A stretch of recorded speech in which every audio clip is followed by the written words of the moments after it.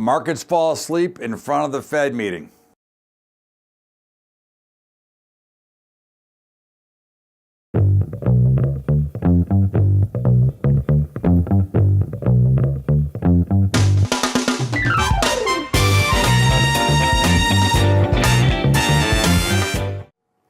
What's up, everybody? Welcome aboard. It's Bubba's Daily Update, and certainly today, although the Dow was higher, the markets were very much mixed and more trading like they were sound asleep as they wait to see what tomorrow's Fed meeting brings.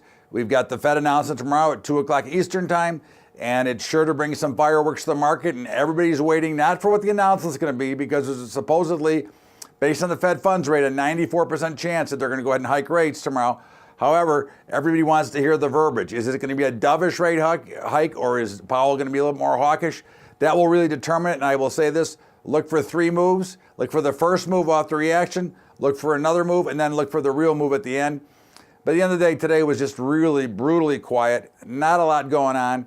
The Dow led and leaned more to the upside. The NASDAQ leaned more to the downside after getting pounded early and then coming all the way back, but still leaning towards the sell side. S&P was right around the flat line, and of course, the Russell was lower. So again, we've got a market that is very much confused and waiting right now. But again, this action is very consistent with the market tops.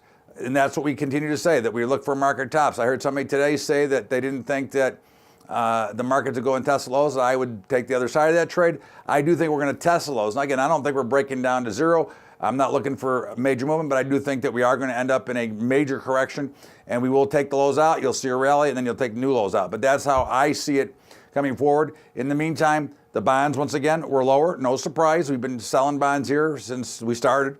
All right. You've got gold, once again, extremely weak. Again, this bodes to, if it gets through 1,300, 1,240 is in the playbook.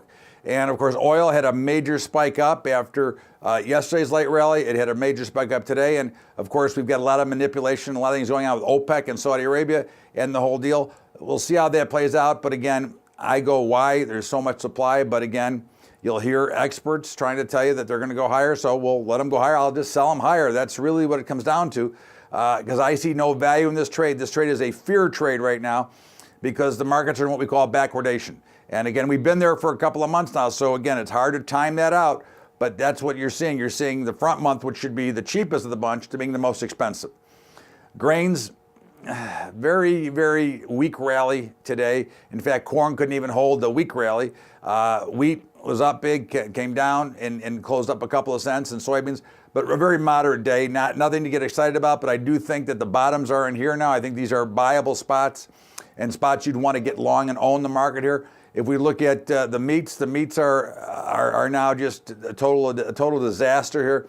I would say this: if tomorrow morning the meats open higher, I will liquidate my longs and move on, because I think that would be a sign that they're going to still go lower yet. If they do open lower, which is what I'm expecting, and maybe even a little bit of a flush to the downside, I'll take the pain and then look to buy some more and look for them to go back up. But that's the key. We want to watch how the market opens tomorrow. That'll give us a better idea, or a better handle on where we're going to go here. So again, you look at everything kind of looks just kind of like stuck in mud right now, with the exception of the meats. They look like they just want to go down to zero. And again, at some point, they're going to find some buyers, but I hope they don't find them first thing in the morning. I'd like to see them open a little bit lower and then step in there and then use the low as my exit, point to get out. Bitcoin looked like a little rally, and as we said yesterday, we think that it's now found a bottom. So we'll look to be a buyer of cryptocurrencies if you trade in that space. I think it's a great spot to be into.